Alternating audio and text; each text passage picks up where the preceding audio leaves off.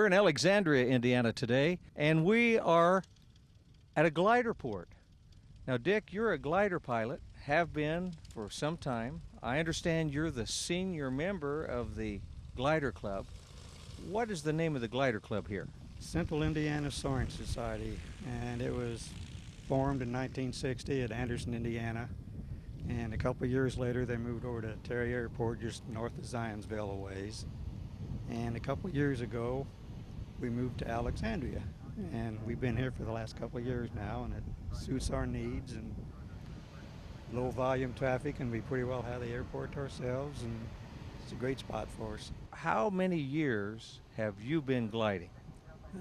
45 just about. Yeah, I joined the club in 1962.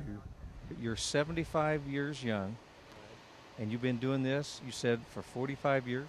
Right, just about. What got you started gliding? Many years ago, and my children are very small, and the oldest one's 53 now. There's a little blurb in the paper about gliders being over at Richmond, Indiana at a contest, and I thought, well, we'd just ride over there, and I rode over there. And we talked to people on the ground. They said, well, there's a group from Indianapolis here. And they took me down the flight line to these guys from Indianapolis, and they told me where they were flying from. And I went out to the airport the next week and wound up joining the club and been there ever since. Well, now, as a glider pilot, you progress through different stages. Yeah. Give us a few examples of what that's like. Well, you start out just similar to power flying. You go through the nomenclature, you learn all about the aircraft you're flying, and you have an instructor, and you're a student pilot, and you learn to fly just like you do in a power airplane, only this is a glider instead without an engine. And you go through pretty much the same routine. You start out, and usually it takes maybe 30, 35 flights before you're ready to solo. If a person is a non-flyer just starting out from scratch, why, if he starts out in the spring, why, he will reach solo stage by fall, usually, generally speaking. And once you solo, why, then it's a matter of so many flights, and you, just like a power plane, you go out for your flight exam, and the examiner comes out, and you have a written test you've taken earlier, and then you go through an oral exam with the flight instructor, or the examiner rather, and go through the routine like you do on getting a license on a power plane. Only Now, do you have to have a third-class medical? no medical is required on a glider. Tell me a little bit how a glider operates in terms of the thermals. Well, we have an instrument in a glider. It's called a variometer, and that's an extremely sensitive rate of climb instrument. And that's basically what you use to find these thermals. Now, if it's a cumulus cloud day, you can usually go under a cumulus cloud, and there will probably be lift under that cloud.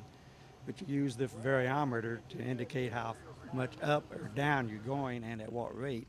And if it goes up, you make a circle right away and try to climb within that rising column of air to gain altitude. So the variometer is the most important instrument in the whole sailplane.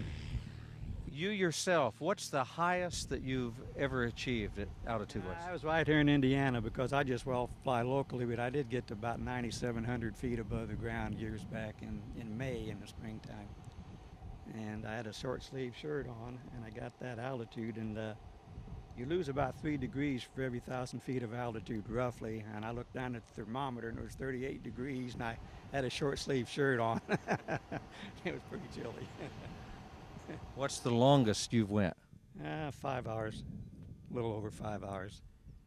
But we all belong to the Soaring Society of America, and we're like Boy Scouts. You try to get these badges, and you have to have a distance cross-country flight of at least 31 miles, an altitude gain of 3,120 feet above your lowest flight altitude, and a duration flight of 5 hours. And you accomplish all 3 of those, and you get what they call a silver badge. And then there's gold and diamond, which is much more demanding. Well, Dick, we appreciate you taking Inge up today. She got some great video that we're going to share. Dick Hutchinson from Indianapolis, Indiana.